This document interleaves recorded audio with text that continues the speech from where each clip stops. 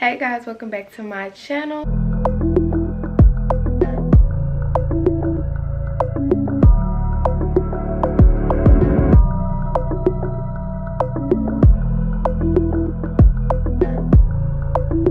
So I've been getting a lot of DMs lately of people asking me, how do I get paid? How do I, get that paid sponsorship tag on my posts and stuff like that? It's because I follow all of these steps right here, and I'm going to be telling y'all all my tips and tricks on how I get brand deals. So first off, when you want to get a brand deal, you kind of have to have like a resume, and I'm not saying like you have to make a real resume of all the jobs that you worked at and stuff like that. That's not what I mean. So when I say resume, it's kind of like your profile, your content. They want to see if you have experience. You don't really want to work with a brand and you don't really have experience content creating, but you have to show them that you're able to do anything. A brand isn't going to waste their money on someone that they don't think is going to benefit their brand. If you're trying to work with a big company, you have to show them something. You want to build your profile, your experience, your portfolio basically up before you start trying to do anything. You can do this by making videos, posting pictures, things like that, and making sure you're tagging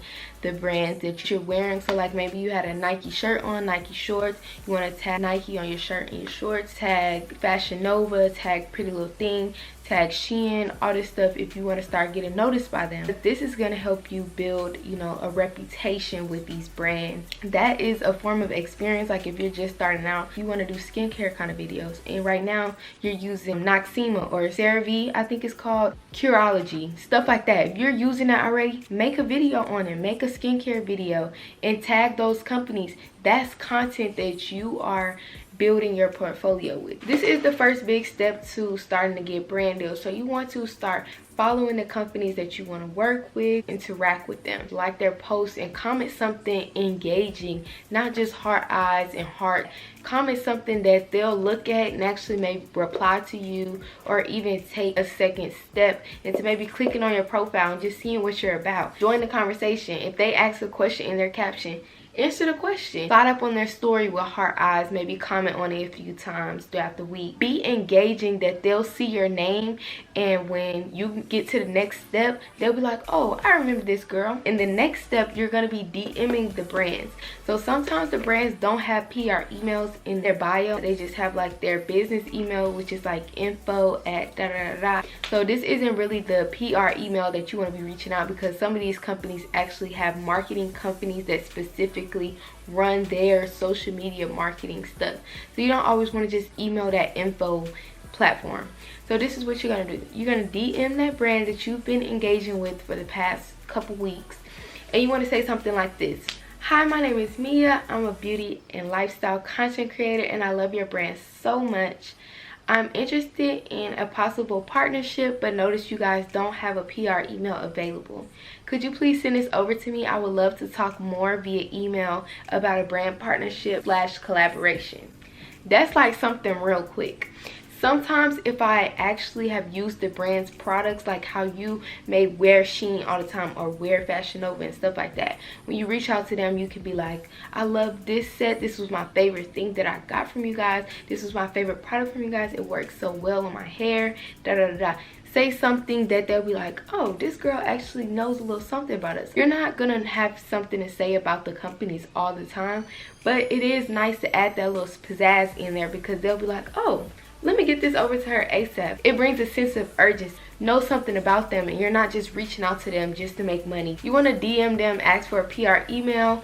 That little sample I'll put down in the description, because I know y'all are going to be asking. A lot of you guys think these brands are going to reach out to you, and they're not all the time, especially when you're first starting out. You have to do the work, and if you really want to make money and you want to make this your job, you have to put in the work. You have to message these brands. You have to put yourself out there. Once you get their PR email through DM, you want to email the brand. So you're going to introduce yourself again, talk about those products that you love, tell them what products interest you, that you've been following them for so long. If I haven't used their products, sometimes I'll be like, I found you guys on TikTok, have been following you guys for so long and love your mission and everything that you do. I love the results, and I believe my audience will react well with this, da da da da. Still want to be engaging and personalized. You don't want to be generic and be like, hi, I'm interested in a brand deal, these are my rates.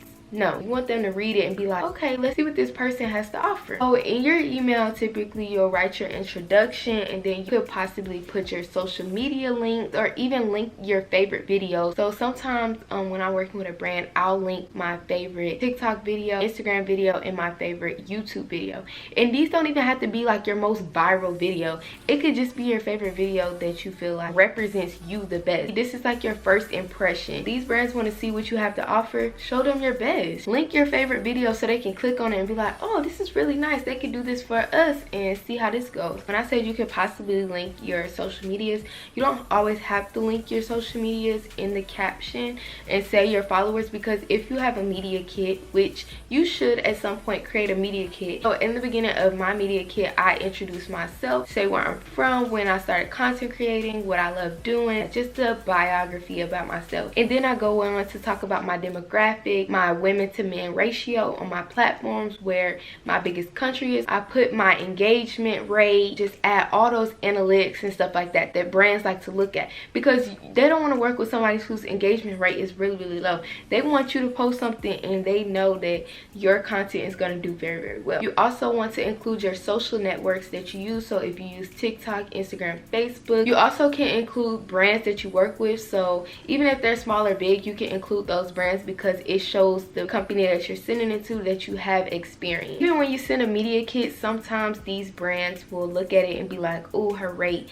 is a little high, ooh, her rate is a little low. And even if you don't start with the media kit, you could just reach out to the brand and ask them what's their budget, because you'd be surprised, some people budgets are way higher than you would expect, and you'll end up getting paid way more than your rate. So I started off lowballing myself, honestly. You have to think about the time and the effort that you're putting into this material that you're using. Like, you're buying ring lights, you're buying cameras, you have all this equipment that's going into it, and you want to make your money back from that and feel like you're making money for the time that you spent. Your time is your money, so charge top dollar. Always negotiate. So if you ask a brand what's their budget, they'll be like, oh, our budget is da da da da da. I'm gonna give you an example. I'll tell a brand like, my rate right now is let's just say a random number. Let's be like, my rate is $400. And you reach out to the brand, they be like, oh, well, our budget is only $150. And you really want to work with the brand, but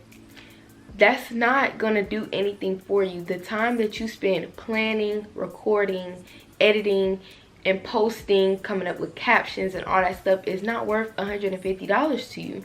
So you need to be like, and I'll put this in the description as well, I understand that your budget is $150. Typically I charge $400 for this type of content. Would you be able to increase your budget to better accommodate my rate? That's what I typically say. Sometimes they'll be like, oh, well, we can do $300. But you said your budget was $150, but now you're doing $300. They always say that their budget is so low, but it's really not. You have to always negotiate and ask first. Sometimes they really can. And then that's when you just be like, okay, well, I think I can make this work, but always negotiate. I don't care. To help increase your rate and stuff, you can offer incentives. Be like, oh, well, I can include 2 story posts to this. Then they'll be like, oh, well, we're getting something else out of it, so we can. But really, 2 story posts, is that really anything to you? But it'll help them consider paying you more. Another thing is, people do charge for usage rights. So I typically just include my usage rights in my bundles, so you can charge more for a certain time period. Sometimes you have to read the contract, because you can do a video for a company and it can go viral and they can literally turn it into an ad. You can be on billboards and everything because you signed a contract that said usage rights. You gave all your usage rights to them, so they can do whatever they want with your content. So you just have to pay attention to what you're signing and understanding what you're signing, and not just thinking about the money. I wouldn't want to sign over my usage rights and I have my own hair care line, so I could have signed over usage rights last year